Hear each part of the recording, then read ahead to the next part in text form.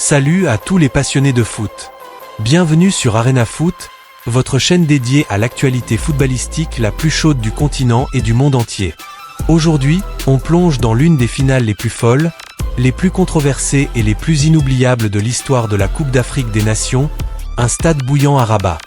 Deux géants africains face à face, le Sénégal, champion en titre, contre le Maroc, pays haut assoiffé de gloire après 50 ans de disette. Mais ce qui devait être une fête du foot vire au cauchemar absolu. Un but refusé, un pénalty litigieux, des joueurs qui quittent le terrain, des supporters qui envahissent la pelouse, des bagarres, des larmes, et au milieu de tout ça, un héros nommé Sadio Mané qui rallie les siens pour arracher une victoire épique. Si vous pensiez que le foot africain était prévisible, détrompez-vous. Cette finale de la CAN 2025 entre le Sénégal et le Maroc a tout du suspense insoutenable, des décisions arbitrales qui font hurler, un pénalty Panenka raté qui transforme un héros en paria, et un but canon qui scelle le destin. On va revivre tout ça en détail, chronologiquement, sans oublier les coulisses, les réactions explosives, les accusations graves et les conséquences qui pourraient changer le foot africain. Abonnez-vous si ce n'est pas déjà fait, activez la cloche pour ne rien rater, et likez si vous êtes prêts pour de la pure adrénaline footballistique. Allons-y!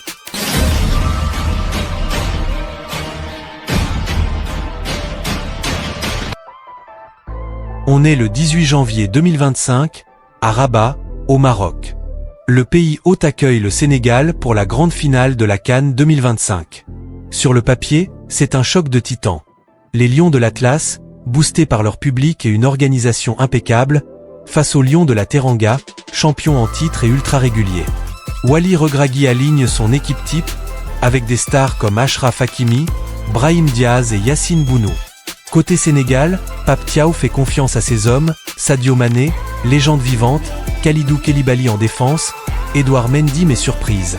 Crépin Diatta est malade et laisse sa place à Antoine Mendy, qui joue son premier match du tournoi. C'est un 11 classique des deux côtés, sans surprise majeure. Le match démarre sur les chapeaux de roue comme on l'attendait pour un choc de titans.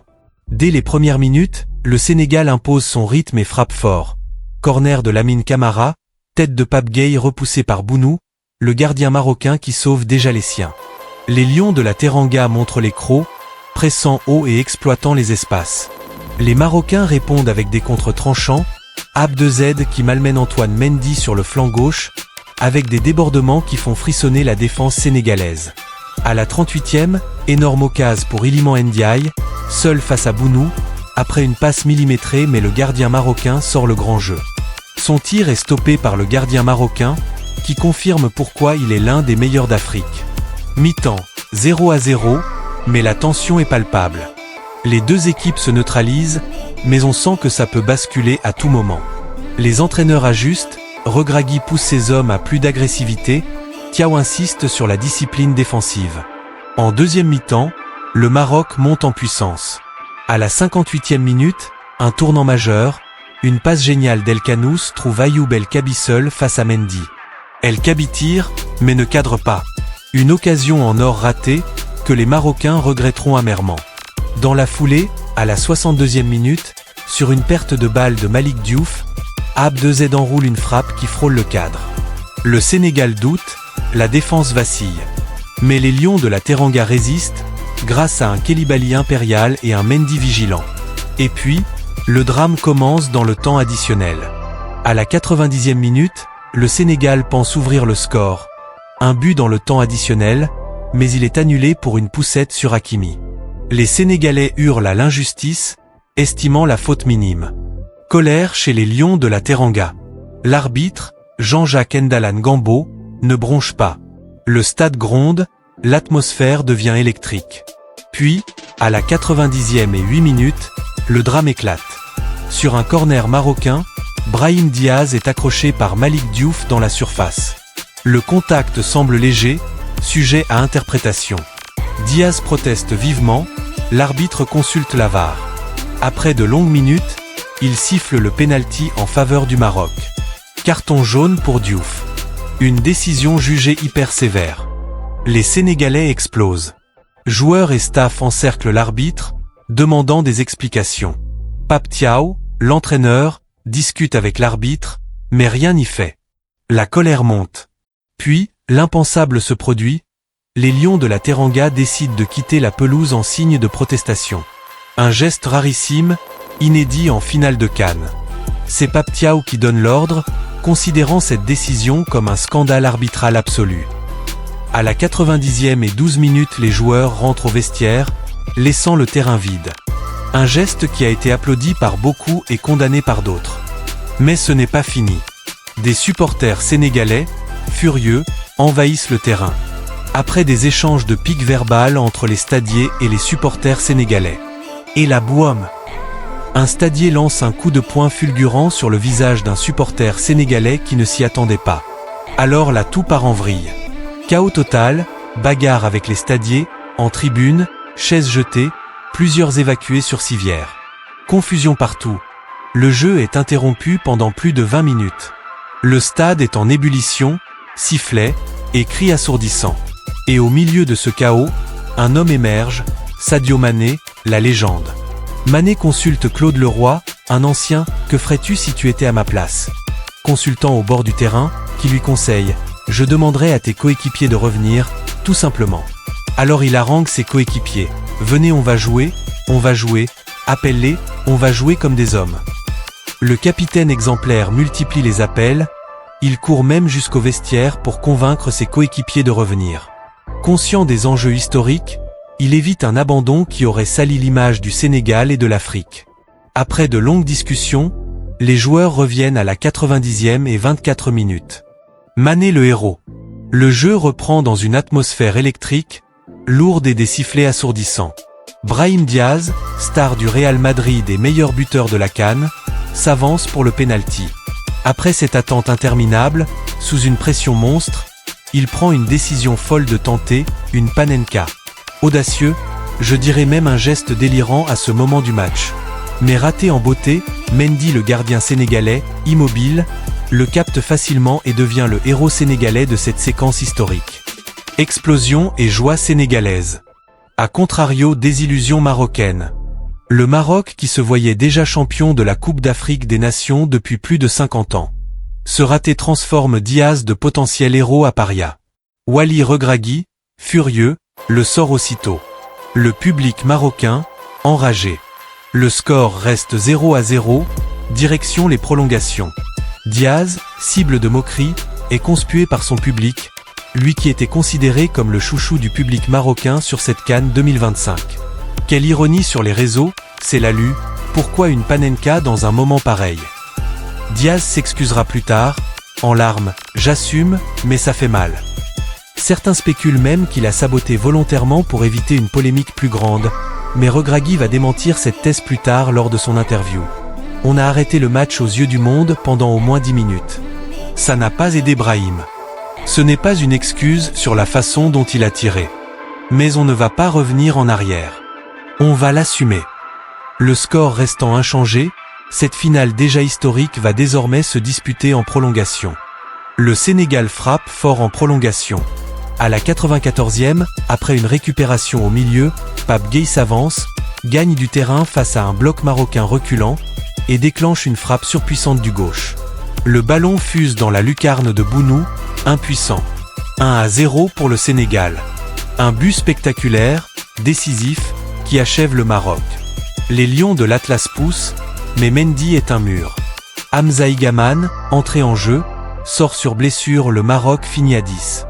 Mendy repousse les occasions marocaines avec brio. Fin du match, Sénégal champion. Deuxième étoile, après 2021. Une fin de match explosive. Un retournement de situation incroyable les amis. C'est la joie et l'euphorie sénégalaise. Le stade gronde. Les Sénégalais manifestent mais du côté marocain c'est une vraie déception. Malheureusement c'est ça le foot. Mais l'histoire ne s'arrête pas au coup de sifflet final. Le chaos continue en coulisses.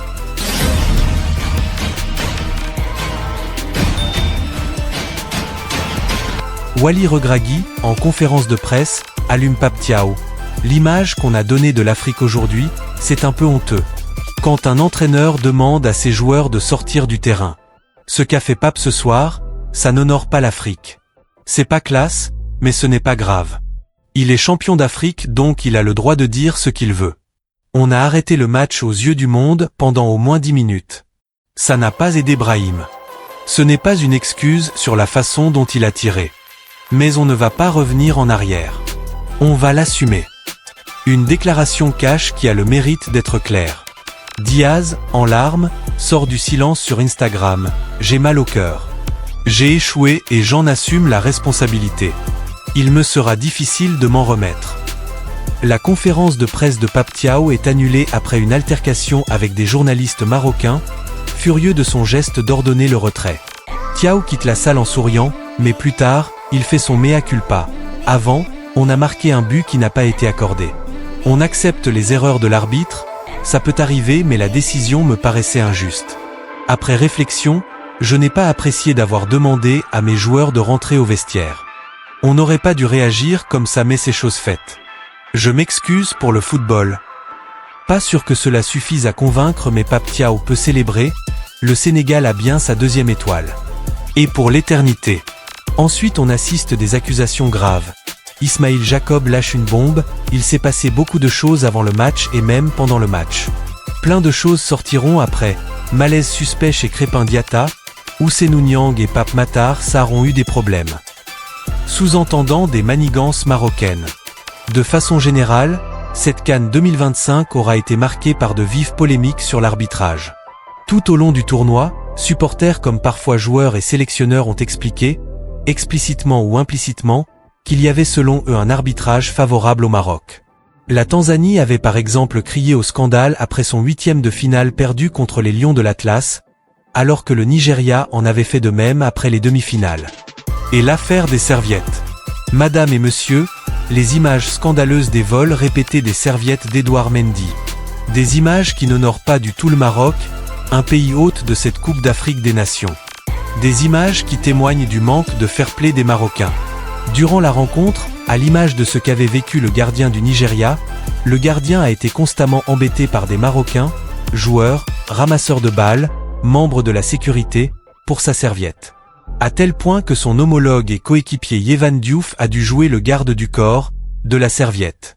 C'est l'une des multiples histoires au cœur d'une soirée totalement folle à Rabat. La finale de la CAN 2025 a basculé dans l'irrationnel, avec un scénario hallucinant, entre décisions arbitrales louches, réactions épidermiques et rebondissements complètement dingues.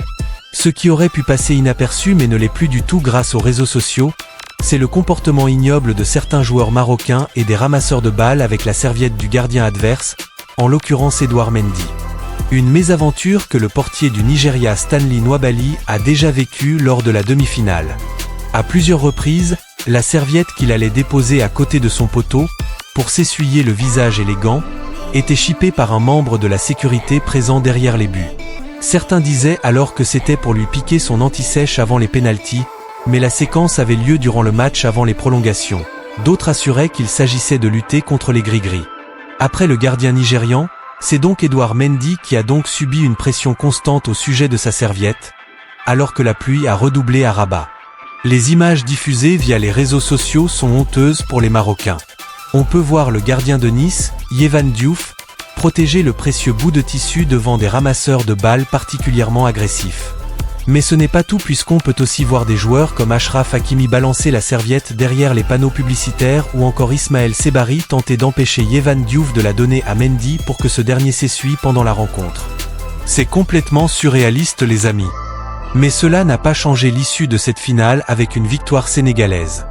Le troll hilarant du gardien du Nigeria au Marocain. Le gardien nigérian Stanley Nwabali s'était fait subtiliser ses serviettes par le staff marocain derrière ses cages.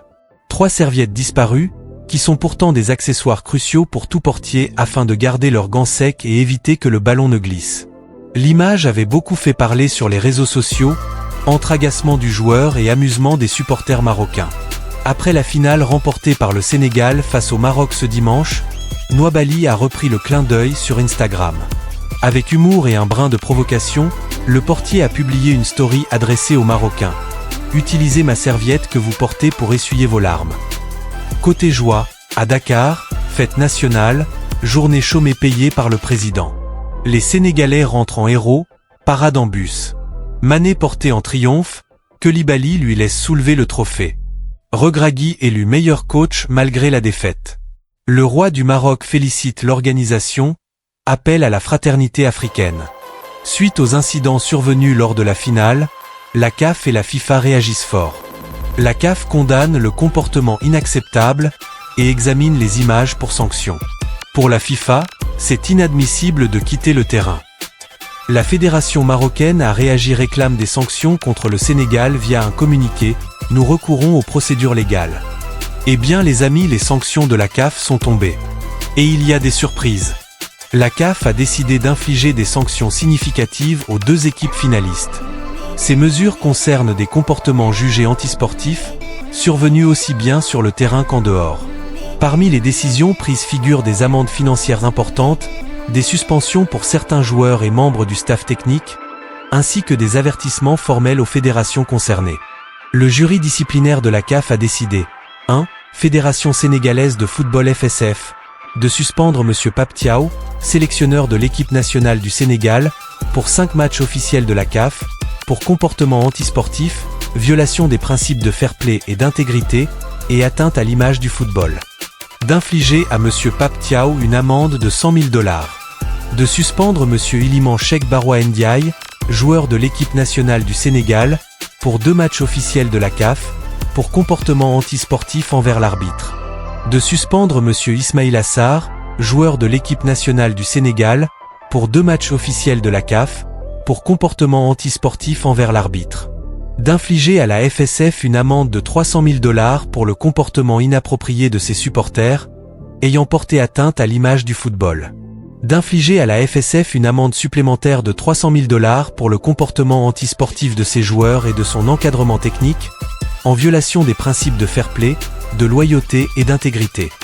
2. La Fédération royale marocaine de football FRMF, de suspendre M. Achraf Hakimi, joueur de l'équipe nationale du Maroc pour 2 matchs officiels de la CAF dont un match avec sursis pendant une durée d'1 an à compter de la date de la décision, pour comportement antisportif.